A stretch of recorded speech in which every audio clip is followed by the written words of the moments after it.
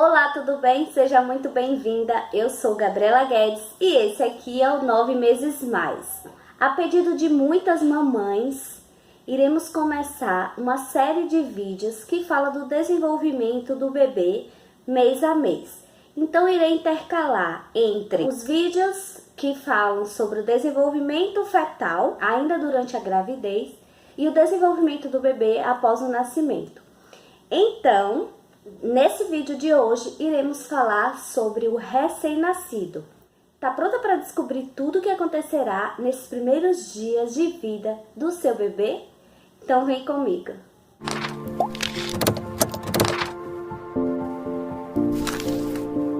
Então vamos começar falando sobre você, mamãe. Mesmo para aquelas mamães que já têm filhos, um bebê novo em casa significa dizer que o tão temido primeiro trimestre estará em breve de volta ao lar. Apesar de muitas mamães dizerem que está tudo bem, é importante que as mamães de primeira viagem saibam que estar tudo bem não é sinônimo de paz e tranquilidade. É bem o oposto, pois o bebê nesse período ele chora muito. Afinal, essa é a forma que ele tem de se comunicar. Ele precisa te informar que está com fome, que está com dor ou que está com a necessidade de trocar a fralda, por exemplo. Quando as mamães mais experientes falam para você aproveitar cada período do seu bebê, cada fase dele, ela está muito certa, pois passa rápido, muito rápido. E se não prestarmos atenção, a gente acaba perdendo as fases mais interessantes e as mais fofinhas do nosso bebê. Essa é a fase mais difícil para a mamãe, principalmente as de primeira viagem, porque é nesse momento que a gente passa a conhecer o nosso bebê. Cada bebê ele é único e ele se comporta à sua maneira. Entender, aprender, compreender e ainda aproveitar essa fase se torna algo muito complexo e novo, tanto para a mamãe como para a família. Mas não se desespere, que no final tudo dá certo e é muito gostoso. Depois de passado o período de adaptação ao mundo externo, o recém-nascido está pronto para seguir o seu desenvolvimento com a ajuda dos seus papais. Desde o nascimento até 28 dias, o seu filho é considerado um recém-nascido. Essa fase é marcada pelo esforço do recém-nascido de adaptar-se a viver fora do aconchego e da proteção do útero da mamãe. Após esses 28 dias, ele passa a ser considerado um bebê ou um lactente. Então vamos falar um pouco sobre a percepção do recém-nascido nessa primeira fase de vida. Ao nascer, por já ser capaz de ouvir, ele reage à voz humana, apesar de discretamente. Após 2 semanas, ele é capaz de reagir intencionalmente, principalmente quando ouve a voz dos seus pais. As primeiras impressões visuais do recém-nascido são de luz e escuridão. Existem indicações de que nessa fase seja colocado móveis de diversas cores no berço do bebê, focando em contraste de escuro e claro, para que o bebê possa observar os objetos e assim estimular a visão. Nesse período, nessa primeira fase, o alcance da visão dele é de aproximadamente 30 centímetros, ou seja, a distância entre a mãe e ele enquanto ele amamenta. Nessa fase, as imagens ainda são desfocadas e às vezes duplicadas, pois a retina do bebê ainda estão interligadas entre si nessa fase de vida. Ainda muito dependente, o bebê vem equipado com as ferramentas necessárias para que seja compreendido e assim ser capaz de mostrar as suas necessidades, comunicando-se através do choro. Mas não se preocupe, Logo, logo você saberá e aprenderá a reconhecer o choro do seu bebê para saber quais são as causas dele. Podem ser por diversas, né? Por fome, por dor, higiene, necessidade de troca de fralda. Os ossinhos do bebê nessa fase ainda são bem molinhos e bastante flexíveis. Alguns ficam até com as perninhas encurvadas, pois era essa posição que ficavam durante a gestação na sua barriga. Durante o crescimento dele, esses ossinhos eles irão crescer, endurecer e alguns irão infundir-se entre si no período de 2 anos de idade. O sono nessa fase ele é irregular. Apesar do bebê ele dormir por 18 horas em média, os intervalos entre eles não tem uma regra. Cada bebê tem o seu intervalo entre o sono e o despertar. Se seu bebê dormir muito, pois é natural esse período, e conforme ele vai crescendo, essa quantidade de sono também vai diminuindo, tá? Cólica. Essa também é a fase das cólicas, o que deixa muitos pais de cabelo em pé. Mas o importante é não se desesperar, é saber a causa, conhecer o seu bebê mês a mês, nos primeiros 3 meses, que é o período que dura essas cólicas, tá bom? Uma dica que eu trago para você que eu fiz com o meu filho, resolveu bastante. Pegue uma fralda de tecido, passe o ferro, observe a temperatura para que não o queime, tire a roupinha do seu bebê e coloque na região do abdômen dele, né, na barriguinha dele pelado, né? Dessa forma alivia bastante as cólicas. Outra forma também que é muito interessante e que também alivia bastante é você fazer exercícios com as perninhas dele, esticando e dobrando,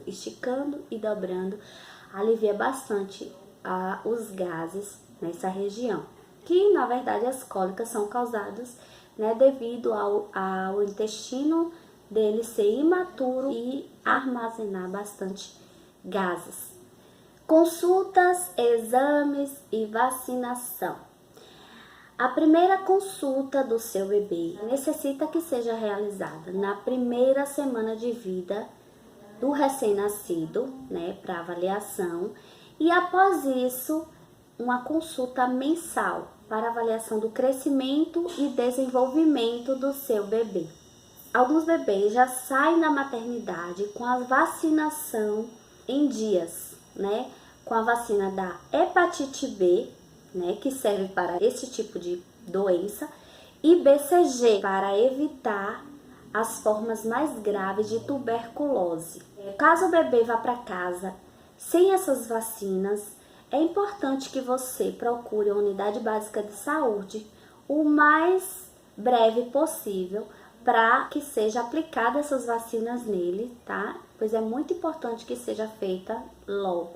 Outra coisa também é o teste do pezinho, que ele deverá ser feito entre o 3º dia de nascimento do bebê e preferencialmente até o 5º dia de vida dele.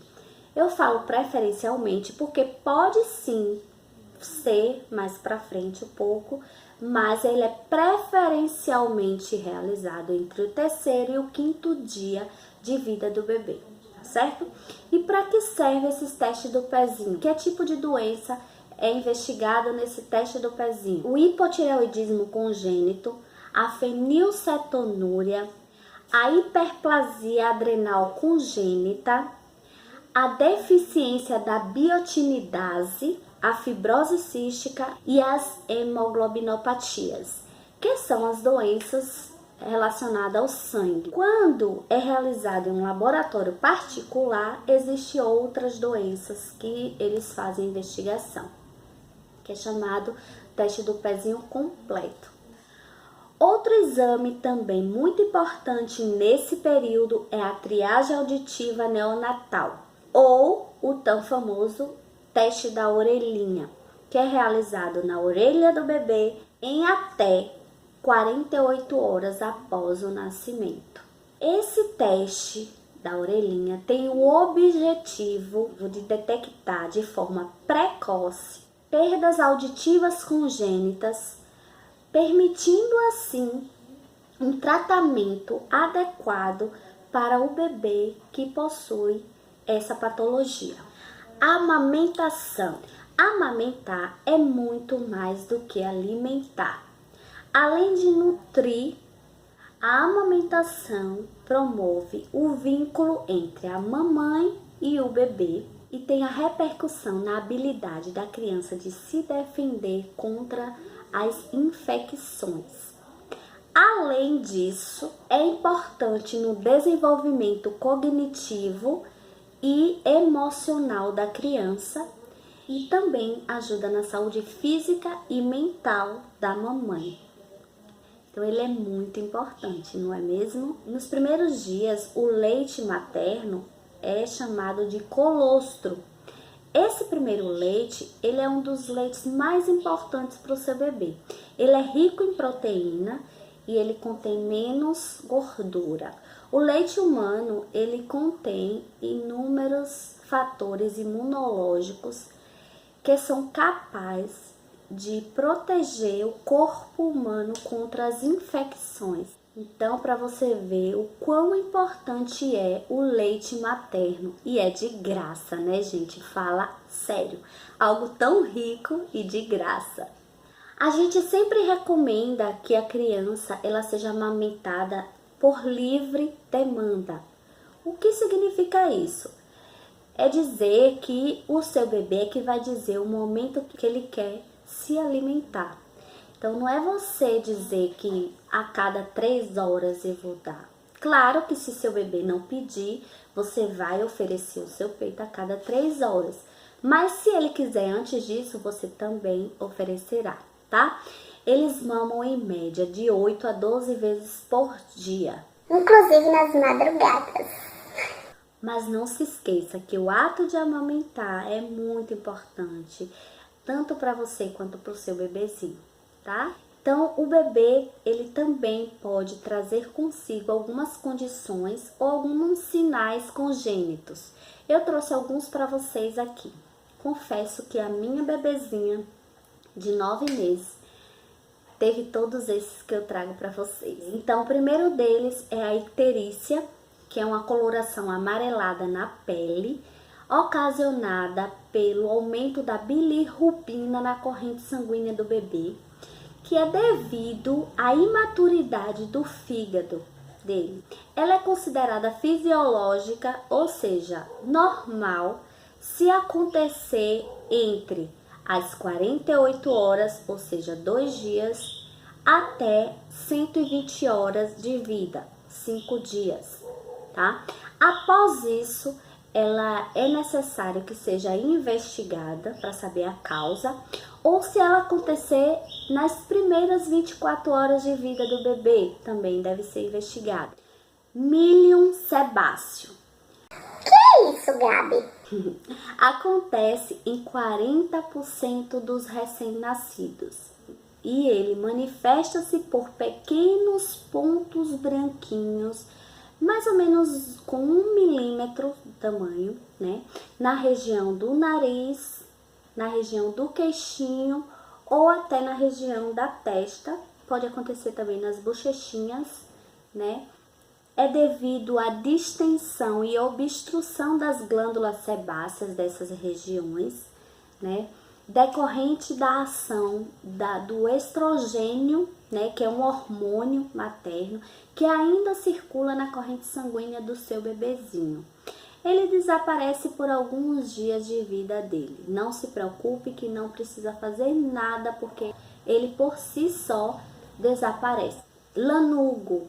Lanugos são pelos fininhos que geralmente aparecem nos bebês prematuros, mas que também pode aparecer nos bebês a termos, né? Ou seja, no tempo certo, que aparece na região do ombro do bebê ou na região das costinhas dele, né? Nessa região das escápulas. Também, com o passar do tempo, eles também desaparecem. Outra coisa que eu trago para vocês são os hemangiomas. são formas vasculares extensas e elevadas que podem ter significado patológico. Por exemplo, quando eles são localizados na região da face ou na região cefálica, porém de coloração vinhosa, ou seja, aquela coloração de vinho. Elas podem estar associadas a angiomas de leptomeninges, estando relacionadas com convulsões e hemiplegias. Outra eventualidade é a ocorrência do hemangioma cavernoso. Esse que a minha bebê teve. É um composto de elementos vasculares maduros e extensos, que na maioria das vezes cresce durante o primeiro ano de vida, regredindo após isso. Aproximadamente 50% dos hemangiomas desaparece com 5 anos de vida da criança e 70% desaparece aos 7 anos.